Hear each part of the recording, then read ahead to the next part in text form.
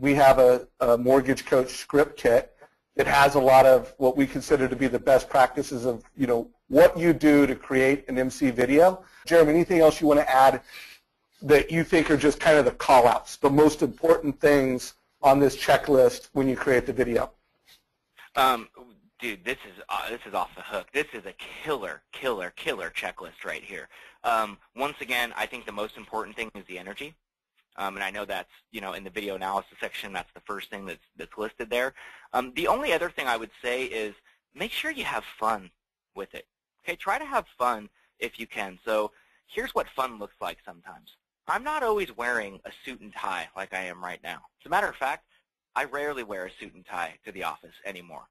But that doesn't mean I don't make videos, and that doesn't mean I can't be professional. So even when I'm at home, I will still do the video, even if I'm in a T-shirt sometimes. And just call it out. Be more real. Be authentic. Don't worry about being stuffy and professional like you're going to be, on an HBO documentary or something about finance.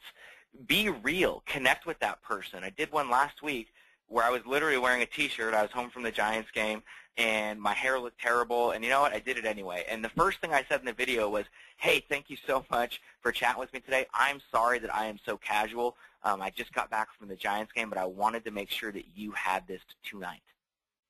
Okay, so people they watched it, and Brian was the client name. He was like, wow, you really didn't have to get that to me tonight. Thank you so much.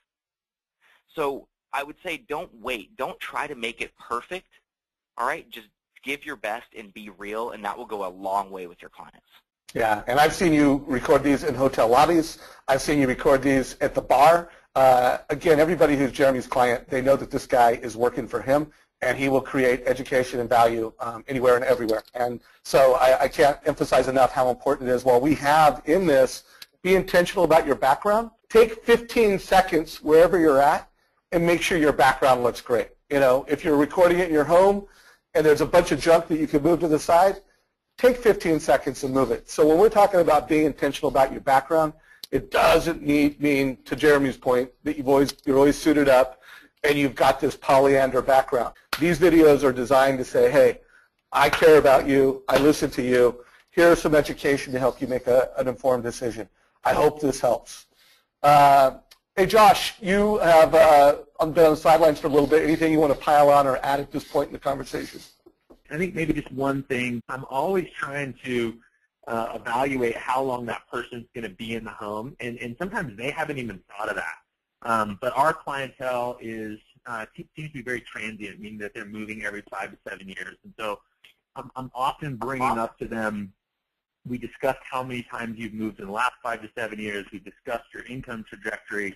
We talked about the likeliness of you having kids over the next 5 to 7 years. That all adds up to you being in this home somewhere between 5 and 10 years. So based on that, I'm crafting you mortgage advice around that kind of a time horizon, because I want you to think about the total cost of your mortgage, meaning closing costs, interest rates, mortgage insurance, everything all in over the timeline you're going to be in that home. And so here's what we've created to illustrate that. So I think the only other piece I might add is just the advice component.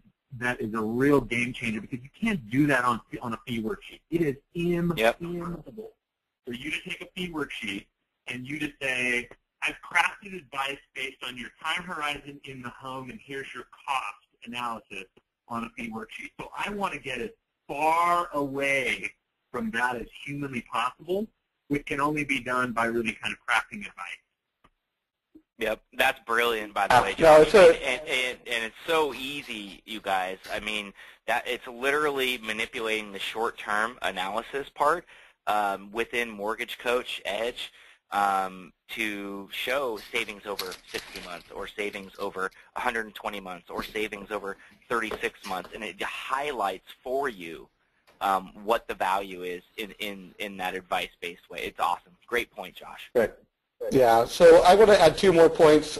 Another great question, everybody, since we have a lot of people that are new to Mortgage Coach, is asking people, how old do you want to be when your home is paid off? And shut up and listen to the answer. And based on this loan that we're getting, or your current trend, how old are you going to be? And typically, there's going to be a 5 to 10 year gap. So now when you show prepay options, it's not like you're just pushing an idea. It's you have alignment. They've told you they want one thing. They're out of alignment with their goals. And now when you deliver the edge report, it's got context around that. So again, what you're always looking for when you deliver this report, and I've reviewed hundreds, probably thousands of edge reports, and more times than not, they're going too wide, like they're sharing too many insights. So, what's the big idea?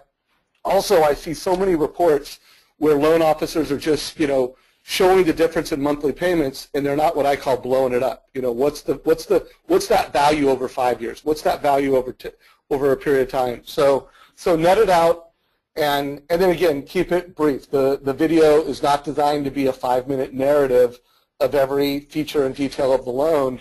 The video is designed to say, their name, I know you, your goal, I heard you, honor your referral partner, and net it out for them.